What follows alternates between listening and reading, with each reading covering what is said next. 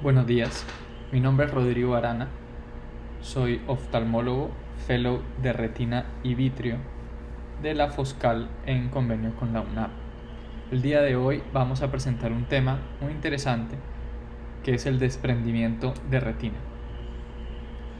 Esta charla se ha basado en dos textos muy importantes y de mucha relevancia para el tema.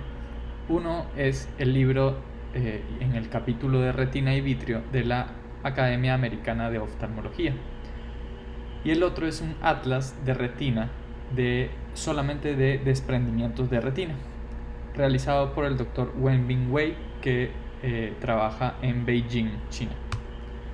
Como introducción, vamos a definir que los desprendimientos de retina pueden clasificarse en varios tipos. Número 1, en un desprendimiento de retina regmatógeno, que vamos a ir explicando detenidamente más adelante, un desprendimiento de retina traccional, un desprendimiento de retina mixto, que tiene tanto compromiso traccional como regmatógeno, y un tipo de desprendimiento que se llama desprendimiento de retina exudativo. Vamos a hablar un poco primero sobre el desprendimiento de retina regmatógeno. Vamos a tener en cuenta que este tipo de desprendimiento de retina es el más frecuente en su presentación. Debe existir, como su nombre lo dice, un regma o una ruptura hasta en el 90-95% de los casos de estos desprendimientos en alguna zona de la retina. Este regma o ruptura hace que posteriormente deje pasar líquido hacia dentro del espacio subretiniano y por consecuencia se desprende la retina. Se toma al desprendimiento del vitrio posterior, que es este gel que está en íntimo contacto con la retina, y a la cinéresis de este vitrio como los precursores a la aparición de las rupturas retinianas. ¿Qué significa esto? Vamos a ver aquí en este esquema un dibujo muy ilustrativo de la retina. Esta es la zona periférica de la retina, aquí está la ora serrata, y en esta zona se pueden producir rupturas. Esta ruptura se conoce también como una diálisis retiniana, ya que se produce justo en la inserción de la retina en la ora serrata, ¿sí? Aquí, por esta boca de aquí que se hace, por esta ruptura, se empieza a meter líquido y empieza a levantar la retina. Otra imagen donde podemos observar también no una diálisis, sino más bien unos agujeros en la retina que van a tener la misma fisiopatología, por los cuales se va a meter líquido o vitrio licueficado, digámoslo así, y va a empezar a desprender, a levantar la retina desde esa zona.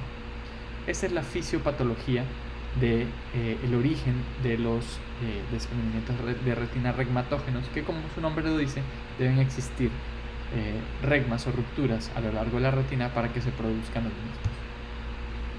En cuanto a la fisiopatología del desprendimiento del vitrio posterior de la hialoides posterior, encontramos que la hialoides está fuertemente adherida a diferentes zonas dentro de la retina. Una de estas zonas se conoce como la base del vitrio.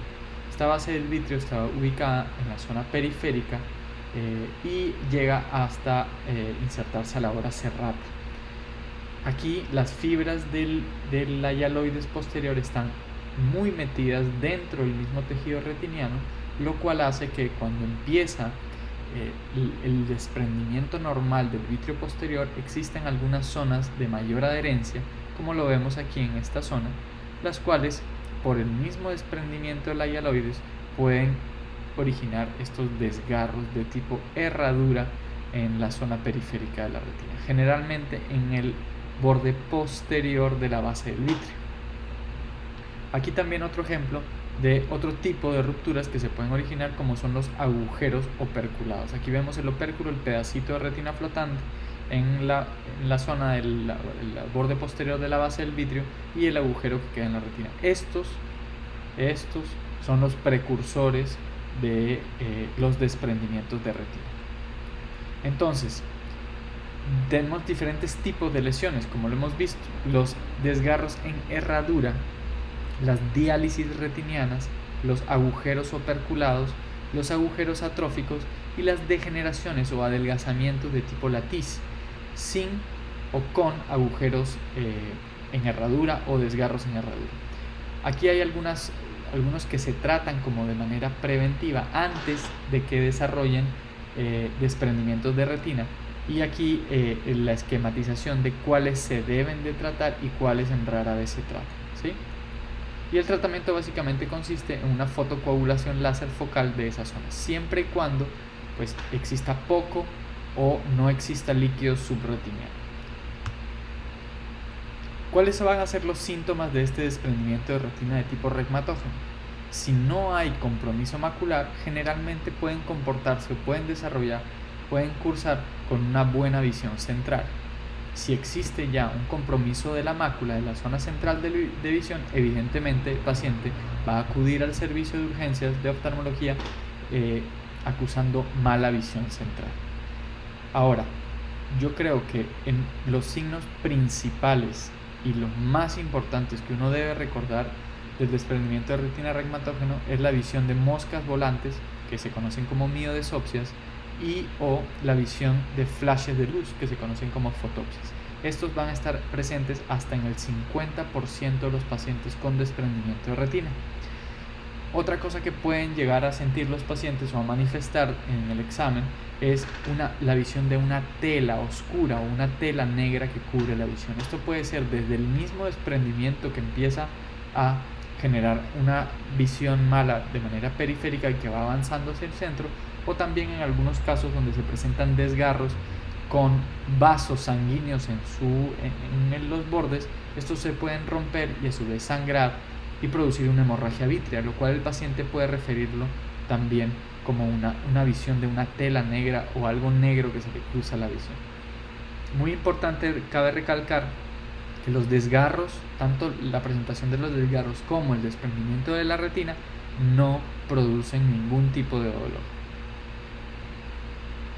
Algunos signos clínicos que ya al examen en la lámpara hendidura podemos observar en el desprendimiento de retina regmatógeno es la presión intraocular disminuida en el ojo que tiene el desprendimiento, y básicamente esto es porque el líquido, digamos que hace la fuerza que genera la tensión ocular, está yéndose hacia un espacio digamos virtual, ¿sí? Que no debería estar ahí, que es el espacio subretiniano. Esto hace que el líquido del ojo sea menor o se haya metido a un espacio virtual y que no sea importante para la presión intraocular, por lo que de manera consecuente genera una disminución relativa de la presión intraocular. El signo de Schaffer creería que es uno de los signos más importantes para, digamos, estar alertas y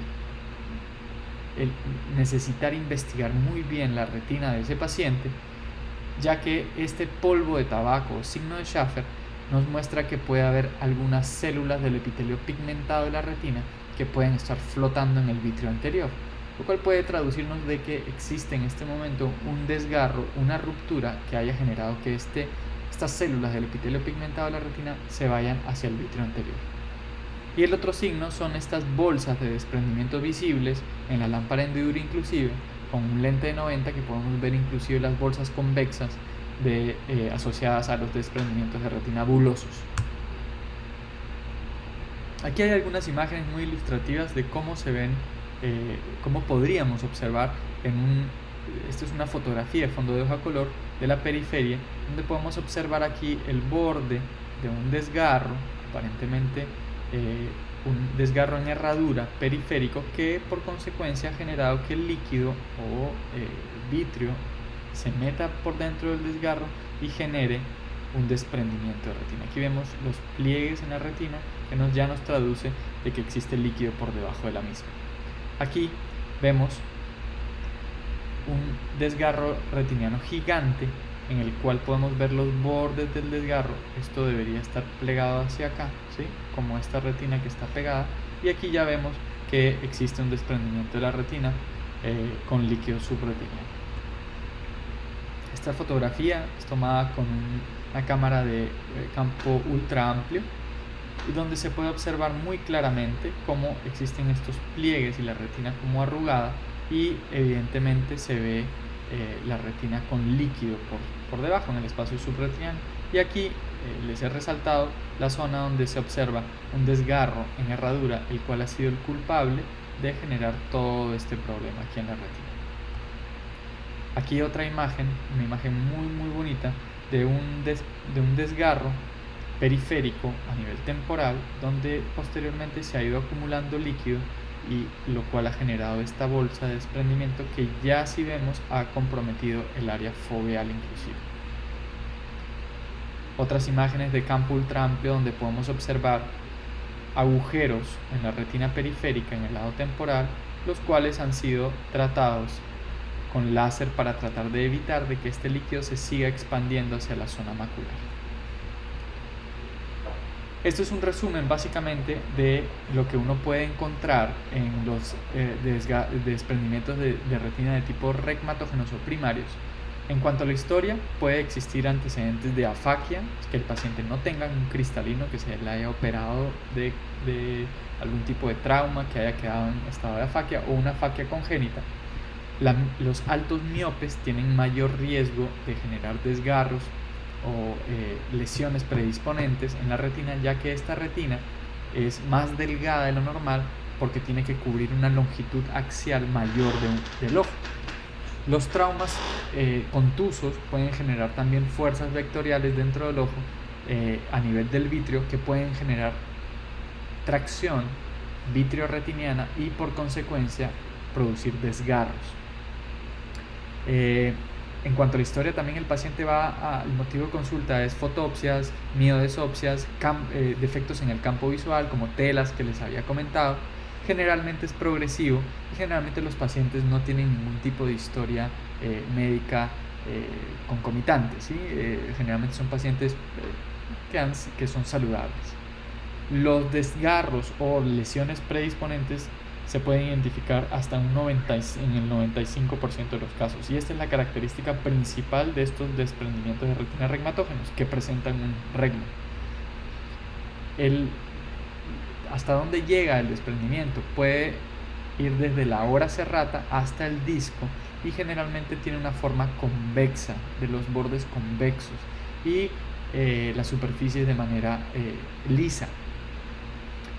Estos van a ser dependientes de gravedad. Evidentemente los desprendimientos de retinas superiores, que empieza el líquido a avanzar por gravedad hacia la parte inferior, y son los que pueden terminar en un desprendimiento de retina total. Generalmente, dependiendo del tiempo y la cronicidad del desprendimiento, tenemos una movilidad ondulante de la retina, o se pueden presentar los pliegues que ya les mostré en las imágenes anteriores. ¿Cuáles son las evidencias de cronicidad? ¿Cómo puedo saber yo si es que ese paciente tiene un desprendimiento de retina regmatógeno reciente o que ya tiene un tiempo de antigüedad? Por las líneas de demarcación que se notan, que son unas líneas generalmente de pigmento que pueden demarcar los desprendimientos ya antiguos. Existen también quistes intrarretinianos que se producen por el tiempo crónico de un desprendimiento de retina, y la retina con tanto tiempo desprendida se empieza a volver atrófica o acartonada, ¿sí? Pigmento en el vitrio, el signo de Schaffer, presente casi en el 70% de los casos de desprendimientos de retina, entonces hay que buscarlo, ¿sí? Hay que enfocarse con la lámpara de hendidura en el vitrio anterior para poder identificar estas células de epitelio pigmentado que generalmente se ven de color café o como polvo de tabaco. Los cambios en el vitrio, generalmente es un vitrio que ya ha pasado por una cinéresis vítrea, se ve el vitrio un poco más, digamos, fibrilar. Existe la posibilidad de que ya haya un desprendimiento del vitrio posterior, y si encontramos el desgarro o el regma, vamos a ver que existe una tracción generalmente a nivel del flap de esta ruptura. El líquido subretinal generalmente es claro, dependiendo de la evolución, dependiendo del tiempo, generalmente es un líquido de color claro. No es frecuente encontrar masas coroideas, serían otro tipo de desprendimiento. La presión intraocular, como ya les dije, generalmente se encuentra por debajo, comparativamente con el otro ojo que no tiene desprendimiento. La transiluminación, que es un examen especial, es normal. Y cuáles son los ejemplos de las condiciones que pueden causar los desprendimientos. Generalmente los que ocasionan o los precursores de los desprendimientos de retina regmatógenos son los regmas, las rupturas en la retina. Vamos a pasar a hablar un poco sobre el desprendimiento de retina traccional. Generalmente estos pacientes tienen un antecedente de diabetes, retinopatía de la prematuridad, traumas penetrantes, oclusiones vasculares, anemia de células falciformes y muchas otras enfermedades que pueden producir tracción y membranas traccionales que me puedan llevar a un desprendimiento de retina. Estas generalmente no presentan un regma primario. Lo primario es la tracción, pero en algunos casos pueden generarse desprendimientos de tipo mixtos porque el regma, al jalar y traccionar la retina, la tracción al jalar y traccionar la retina puede producir regmas por tracción. La causa más común de desprendimiento de retina traccional es la retinopatía diabética proliferativa. Aquí, en estas imágenes muy representativas, podemos ver diferentes tipos de desprendimiento de retina traccional. Por ejemplo, esto es un paciente que tuvo un trauma ocular penetrante con un cuerpo extraño intraocular, el cual generó una herida a nivel de la coroides y posteriormente la retina empezó a traccionarse hacia esa zona, ¿sí? Esto es algo bastante común en los pacientes que tienen traumas con cuerpos extraños intraoculares que generan membranas de tracción y pueden generar desprendimiento de retina traccional. Este es el típico paciente con retinopatía diabética proliferativa que son muy mal controlados y terminan en la proliferación fibrovascular, como se ve aquí, membranas que no solamente son de tracción fibrosa sino también vasculares que sangran con facilidad y empiezan a traccionar la retina y a desprenderla. Esto es el clásico desprendimiento de retina de tipo traccional en un paciente con retinopatía diabética proliferativa. Ahora pasamos al desprendimiento de retina exudativo. Es muy importante diferenciarlo de los otros dos, tanto el desprendimiento de retina traccional como el desprendimiento de retina regmatógeno, porque generalmente la conducta en estos casos de desprendimientos de retina exudativos es no quirúrgica, ¿sí?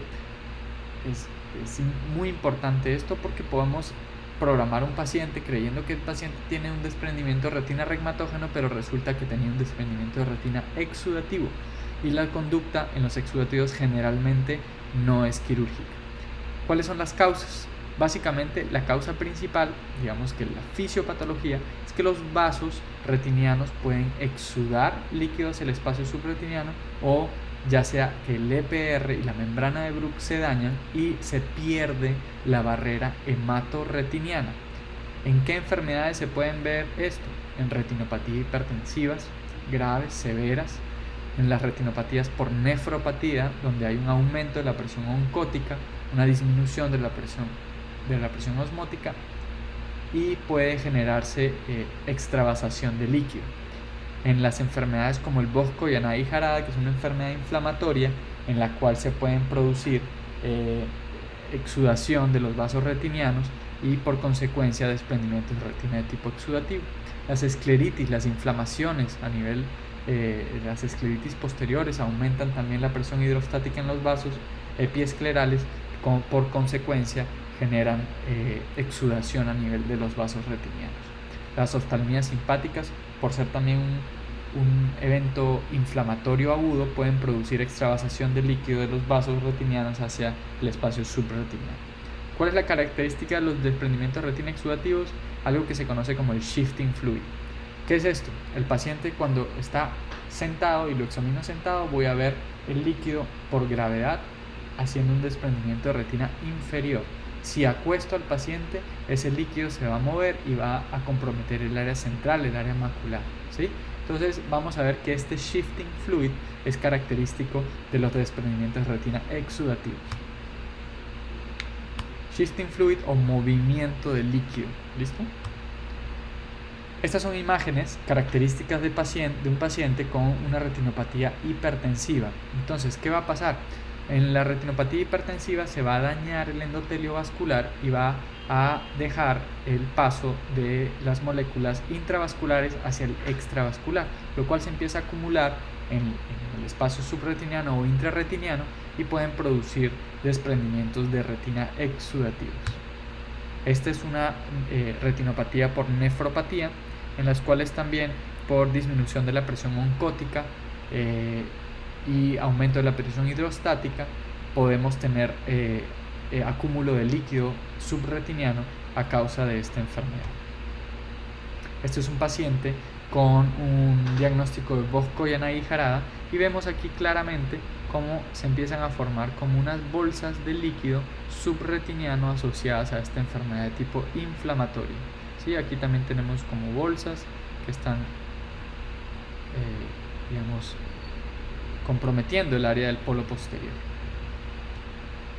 Aquí tenemos otro paciente con un diagnóstico de Vogt-Koyanagi-Harada y miren cómo se está formando un desprendimiento de la retina inferior, ¿sí? En este paciente no se evidenciaron ningún tipo de regmas o rupturas que nos podrían decir que esto también, el diagnóstico diferencial con un desprendimiento de retina regmatógeno es bastante claro. Pero aquí habían otras cosas que nos llamaban la atención, como la hiperemia del disco y la coloración característica de los pacientes con Vogt-Koyanagi-Harada. Entonces aquí básicamente esto resume un poco como habíamos hecho anteriormente con el desprendimiento de retina regmatógeno, para tener una idea más importante o más clara de cómo es la historia de los desprendimientos de retina traccionales y de los exudativos. Entonces, en los traccionales vamos a tener que en la historia del paciente son pacientes generalmente diabéticos con retinopatía de la prematuridad, con algún tipo de trauma penetrante, enfermedades hematológicas o antecedentes de oclusiones venosas. Generalmente no se encuentran de manera primaria un regma o una ruptura, pero sí, como les había mencionado, pueden cursar con una ruptura posteriormente secundario a la tracción. No se extienden generalmente estos hasta la hora serrata como si lo producen los desprendimientos de retina regmatógenos. Generalmente son más centrales o confinados a la periferia. En cuanto a la motilidad de la retina, generalmente es una retina un poco más dura, se ve un poco más acartonada, con los bordes más cóncavos y las superficies generalmente tienen picos hacia las zonas de tracción. ¿Cuál es la evidencia de la cronicidad? Generalmente las líneas de demarcación. ¿Cuándo vamos a ver pigmento en el vitrio? Cuando hay los casos de trauma. Vamos a ver tracción vitrio-retiniana en estos casos, que es la fisiopatología más importante en los tipos traccionales. El líquido subretiniano generalmente es claro y no va a producir ningún shift, ningún cambio en cuanto a la posición. Generalmente no hay masas coroideas, la presión intraocular generalmente es normal, a diferencia del desprendimiento de retina regmatógeno. La transiluminación también es normal. Y algunos ejemplos pueden ser la retinopatía diabética proliferativa, como ya les había mencionado, y todas las otras que ya les había mencionado. En cuanto al exudativo, tenemos que en la historia vamos a tener que investigar acerca de hipertensión maligna, eclampsia también es una causa frecuente de los desprendimientos de retina exudativos, fallas renales, tumores malignos, metástasis de tumores primarios, varias cosas que tenemos que investigar en los tipos exudativos. Generalmente no hay rupturas, no hay agujeros en la retina, y va a depender la extensión del desprendimiento va a depender de la gravedad, va a depender del volumen de líquido que haya, y generalmente la extensión hacia la hora serrata puede ser variable dependiendo de la posición del paciente. Generalmente estos son bulosos elevados, sin pliegues generalmente, y esta parte de la cronicidad generalmente no se evidencian porque son pacientes en los cuales tienen una patología de base. Generalmente no hay presencia de pigmento en el vitrio, ya que esa no es la fisiopatología. Generalmente el vitrio es claro. En algunos casos que producen uveitis, de manera secundaria puede haber células en el vitrio, ¿sí? En cuanto al líquido subretiniano, puede ser turbio, amarillento, puede cambiar dependiendo de la posición. Las masas coroideas pueden estar presentes, de hecho es una de las cosas que debemos investigar en los pacientes con desprendimiento de retina exudativos, que no se nos vaya a pasar lesiones a nivel de la coroides, ya que podrían ser tumores primarios, los cuales deben tratarse a tiempo. La transluminación puede variar dependiendo de si es que existe algún tipo de tumor o algún tipo de lesión que está generando este problema. Algunos ejemplos pueden ser casos uveíticos, tumores metastásicos, melanomas malignos, enfermedad de Coats, Bosco de Naegg-Harada, retinoblastomas, hemangiomas coroideos, una maculopatía exudativa senil y algunos desprendimientos exudativos después de crioterapia o de diatermia que se usa para tratar algunos otros tipos de tumores. Con eso ha sido todo sobre la charla. Tienen mi correo, me pueden escribir acerca de si es que tienen alguna duda, alguna pregunta, y muchas gracias por su atención.